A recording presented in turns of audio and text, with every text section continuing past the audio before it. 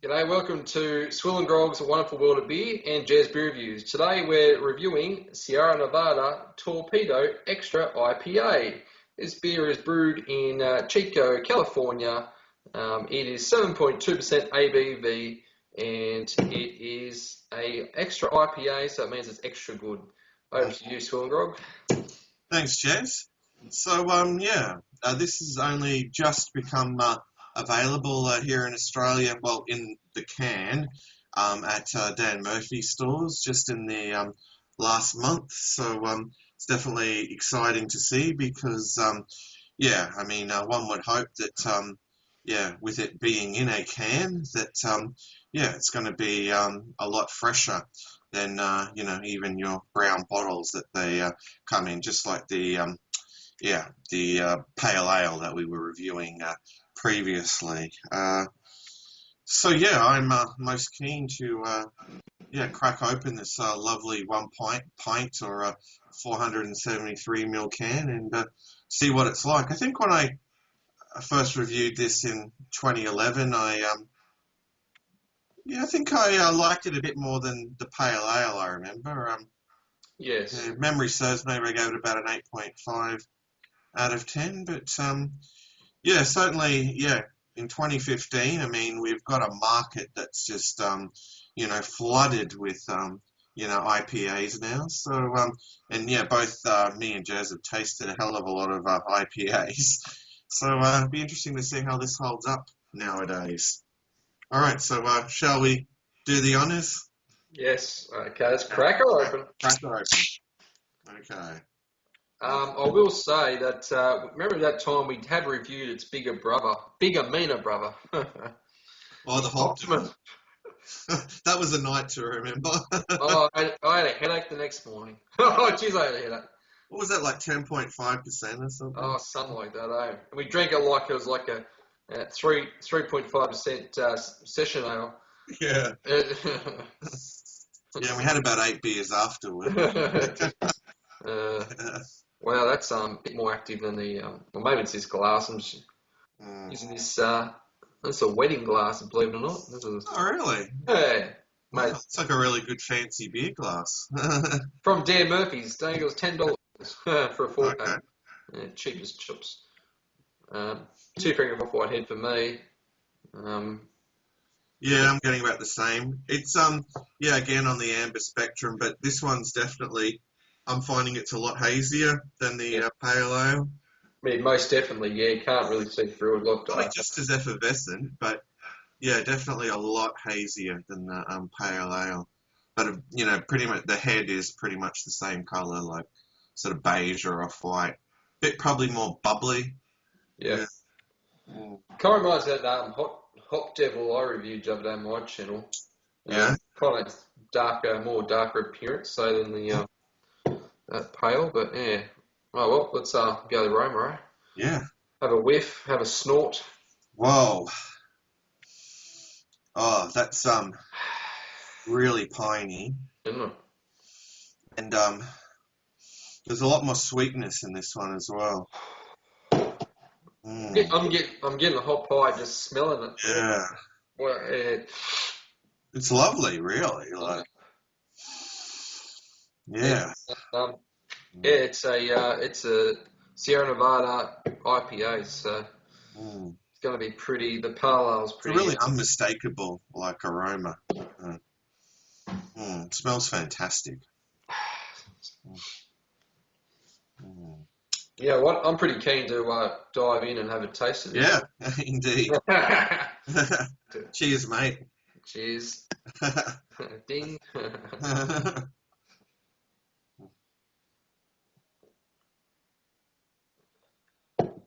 Oh wow!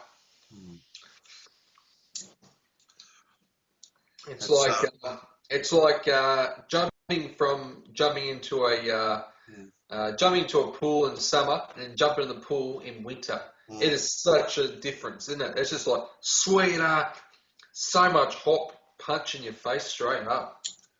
Yeah. Reminds me of Hoptimum a little bit. That bit of a. Yeah. Yeah. This is obviously like the middle ground between Sierra Nevada Pale Ale and hopped them, and I definitely like how quality the ground. Yeah. IBUs. Any idea what the IBUs are? No, I I don't know don't. that. Yeah. It's a lot more bitter than that Devil one I had the other day, the Hop Devil from Victory. It's definitely got more of a lingering sort of bitterness to it than the pale ale as well. Like that bitterness, it hangs around in the palate, you know. Yeah. But, it's still quite pleasant. There's nothing offensive Oh, about it, yeah. it's an IPA. It's kind of what you expect. It's so much, so many flavours going on, and then you've got the bitter, and then those sweet malts, and a lot more body than the Parla. The Parla's got a pretty good body, but this one's Mm, more kind of coin yeah. body. Big Now, coin. this has really got body, and it's almost got a syrupy kind of, quality to it as well. Yeah. Yeah. Look at that sticky lacing on this glass. And Mm. nut doesn't normally lace too good this glass, but it's lacing there, that sticky lacing. Yeah, I'm getting some all right lacing happening on this glass here. I'm not really detecting any alcohol. I think the hops are pretty much hiding it pretty well. Oh, yeah, the alcohol presence is very well hidden. I mean, yeah, a lot of the time, when it gets, around the 7% mark, you start to, pick up the alcohol warmth. But yeah, this is very well concealed. Yeah, It's like I said, it's nice, really sweetness, syrupy, I love malty that sweetness. sweetness to it. Mm. Yeah, Nice bitter that lingers on the tongue. The more you drink it, once you get past that first punch in the face, yeah, it gets pretty mildly, doesn't it? Like, yeah, yeah. It's definitely another one of those ones that yeah, is one to try, along your beer journey. As you're saying, it's yeah. definitely not a gateway beer by any means. But yeah, I mean, once you really develop a taste for the pale ales and the hoppier beers, I think this is the next step along the ladder. Mm. Yeah, most definitely.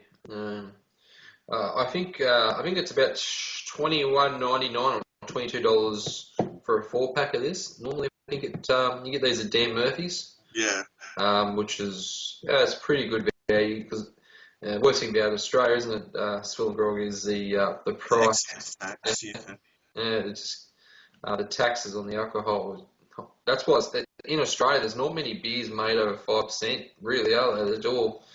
Even Budweiser gets dumbed down to 4.9, and that's yeah. Budweiser. So Now, once you go past that 5% mark, that's when yeah, I mean, the price just seems to go up dramatically, and this is like 7.2. So, yeah, yeah, you really start paying through the nose for it.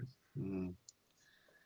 Yeah, which is a shame. Maybe one day that would change, but yeah, I don't know. It doesn't seem like it's gonna. no, there's So, bills to pay. But anyway, yeah, but it just makes you appreciate it, a little more than yeah, would if uh, you're only paying, $7 for a 4 pack. Yeah. Mm. Yeah, and definitely, it's drinkable, but yeah, I mean, it's definitely one that, if I had a carton of it, I'd be rationing out. I'd, have maybe just one or two of these, and then, something, yeah, something lighter, something, like a Tecate or a Pabst Blue Ribbon or whatever. Yeah. yeah, yeah, yeah. Tailgate, yeah, for sure. I know what you mean. Yeah. Um, there's not much Oh, more I but can I'm really say. enjoying this. God. Yeah, Mm. not much more I can say about it. Like a journey through a citrus mountain. Yeah, it is. It's just so many. It's always Mm. like so many flavors going on. Yeah, it's flavor explosion pretty much. Mm. Well, it's another well-made beer. It's world. It's it's known pretty well, isn't it, for the Oh, its but reputation definitely precedes it. Torpedo. Yeah. We've had a lot of reviewers talk about it. So yeah, if you want to try it in Australia, there's no excuse not to try it because it's everywhere pretty much. Yeah, it is widely available, folks. So, and it is almost like a benchmark as far as, the IPA, style's concerned. Yeah, I mean, there's just so many, IPAs out there, and well, I think you got to really, start with the ones that are kind of held in really high regard and kind of considered the benchmarks for the style.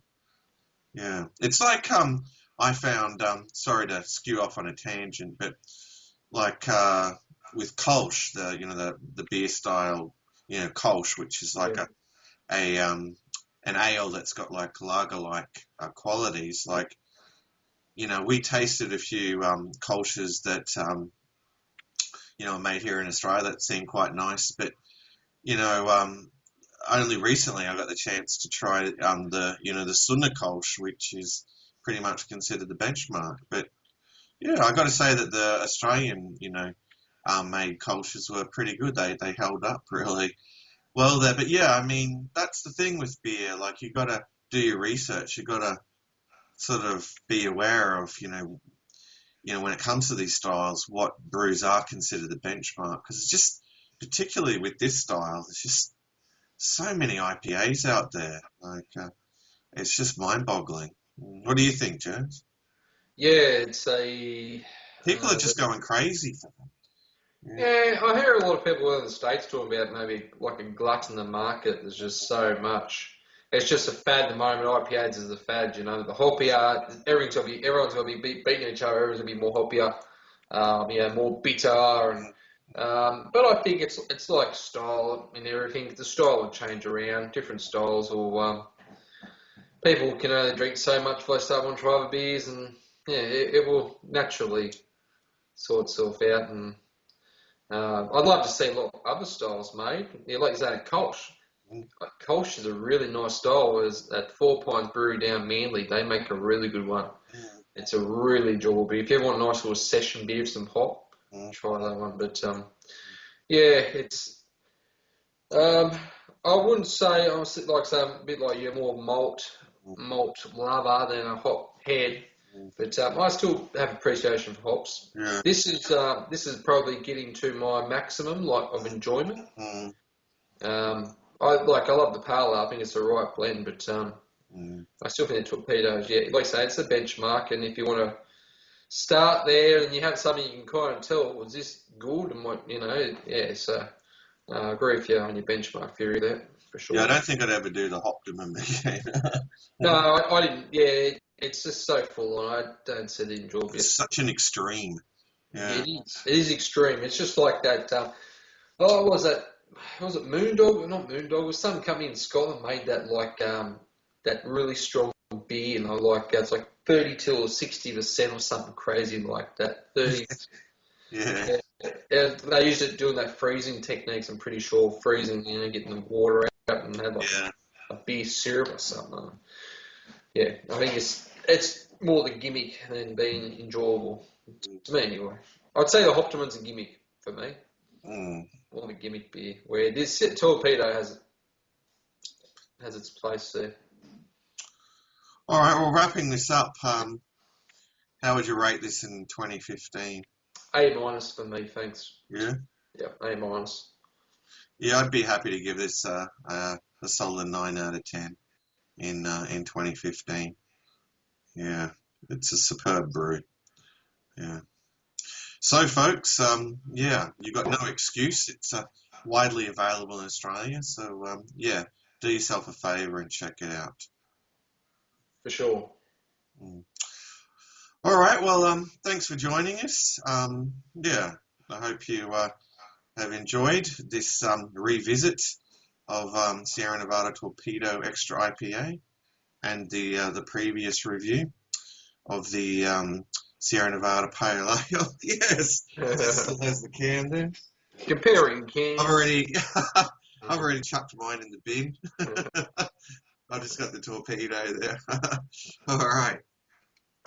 So anyway, until next time, folks, fare thee well, or